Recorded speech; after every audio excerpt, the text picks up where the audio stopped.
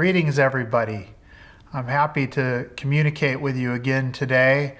I've been communicating different ways over the last few weeks through email, through video, and through online forums. And so the format of communication will change from week to week. And today I thought I would focus on answering a couple of the questions that have come up more often than others, and that would be a good way to share with you information about what's happening here at campus. And I'm here today in the Jensen room of the Smittcamp Alumni House. It's named after Margaret and Roger Jensen, two prominent alumni from here at Fresno State. And it's one of my favorite rooms, so that's why we decided to choose it for this communication today. I've received the question about commencement from many of you, and first of all, I just want to say how badly I feel for those of you who are seniors who are looking forward to a traditional commencement in May. Unfortunately, under these conditions, it's not safe to have that kind of commencement in May, and we're looking for ways to celebrate in the future when it is safe. I've received feedback about whether to do it in person or virtually, and we will make a decision after consulting with the associated students and with the academic senate and others. We'll make a decision about how we approach commencement in the coming weeks, and so stay tuned for more information about that.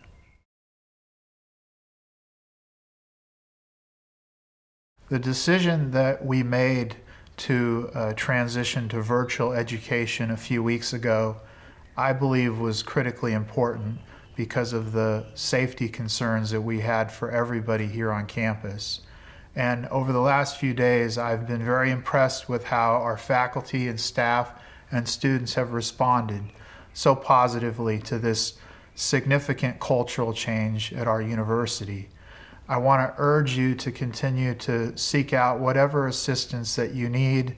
If you're a student and you still need help with technology access, please let us know through the Discovery Hub.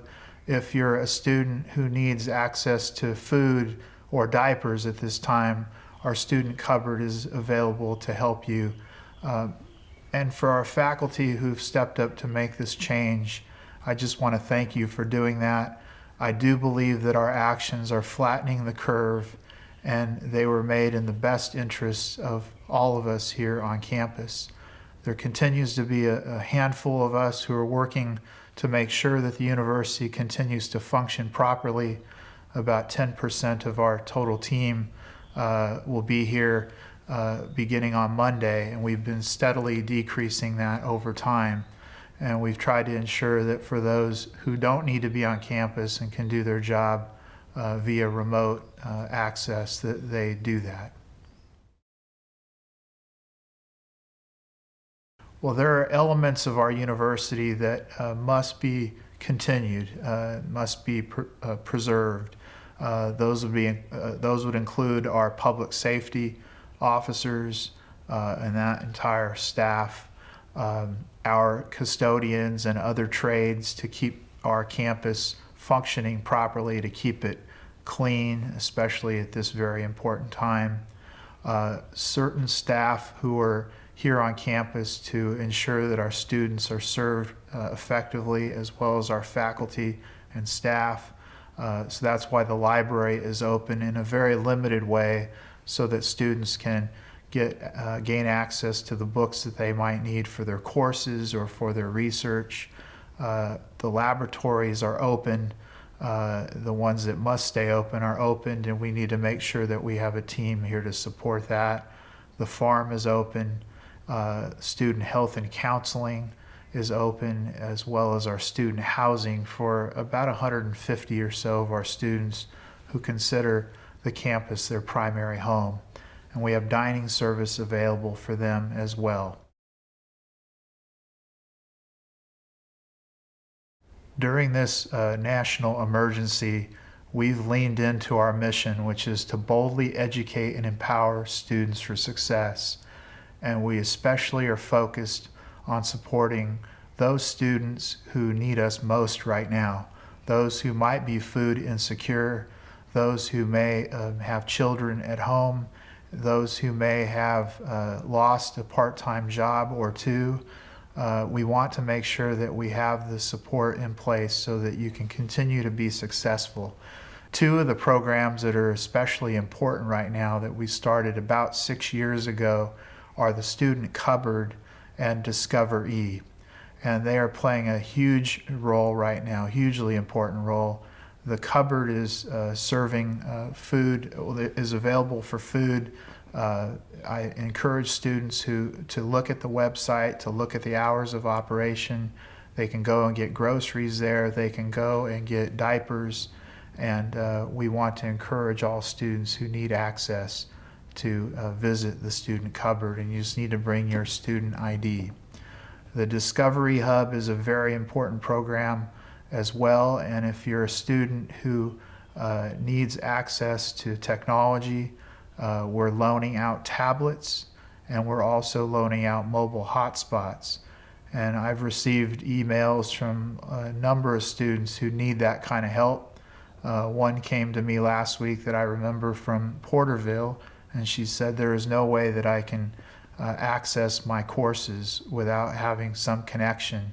And so we're able to get her access to an iPad and a mobile hotspot, and we've done that for literally hundreds of students, and also for faculty and staff who need access while they're doing their teaching or doing their regular work at home. We plan to offer courses for the May-June intersession and throughout the summer virtually, as we are doing right now. And the reason is that we want to make sure that everybody is safe during this uncertain time.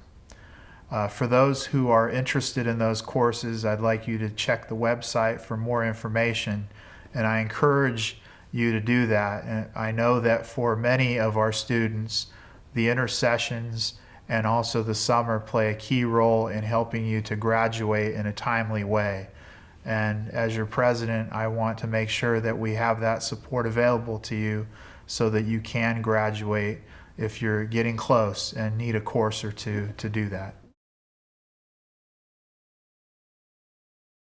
Well, I've been heartened by the way in which everybody has come together during such a difficult time, sacrificing in their own ways to do what's needed so that our quality education can continue in a different way, a very different way. And I know that that's created a lot of anxiety and stress, and I really appreciate that folks are leaning into this and working together, partnering in ways that maybe they weren't doing before at a higher level. And collaboration is one of our principles of community, so I'm especially heartened by all of that. I see a higher level of collaboration, even though we're not always in the same room anymore through Zoom or phone call, but the work is continuing, and I just want to say thank you for doing that. I also am very sensitive to the challenges that our students are facing right now, and I think it's very important for us to demonstrate compassion in the way that we're dealing with the different challenges that they're facing as we offer our courses and as we provide support for them. Again, to make sure that we live up to our mission, which is to educate and empower all of our students for success. Well, as of this date, we are not aware of any campus community members who've tested positive for COVID-19 who have directly impacted the university. We are working closely with the county public health department, and there is a whole protocol in which they would let us know if that ever was the case, and if it was, then we would communicate that to the entire campus community. And I've really appreciated the collaborative working relationship that we have had with the county public health department, and we're making sure that our lines of communication are clear so that if that were to ever happen, we'd be able to let you know as quickly as possible. Well, I think my primary concern is the health and safety of our campus community and making sure that everybody's going to be okay during this crisis. But as I think outside of the campus to the larger community that we serve, I'm also concerned about our K through 12 system and our healthcare system, our alumni and friends, our parents of our students, and other relatives, and ways in which our university can support the larger challenges that are faced by our community. And so in that spirit, we've made the university available in different ways to K through 12 and health partners. And we're looking ahead to the possibility of using the campus facilities to support our K through 12 and health partners during this time of need.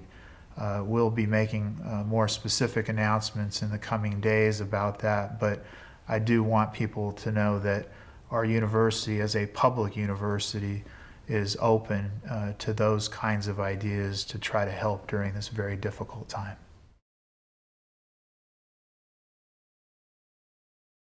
I think the most accurate sources of information are the Center for Disease Control, the County Public Health Department's website, our own campus website around COVID-19.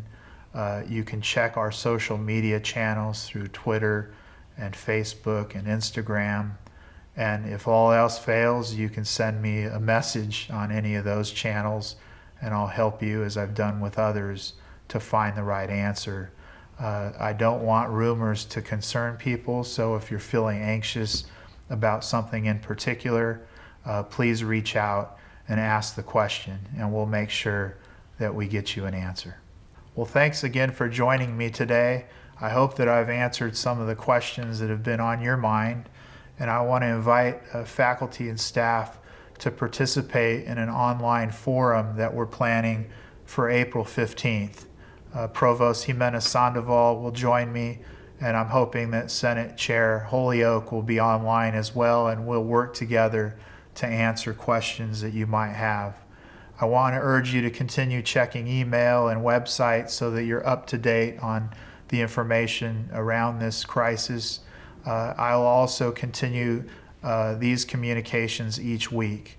And I want to continue to encourage you to take good care of yourselves, be healthy, wash your hands often, stay close to your family and friends, and I'll look forward to talking with you again next week. Thank you very much.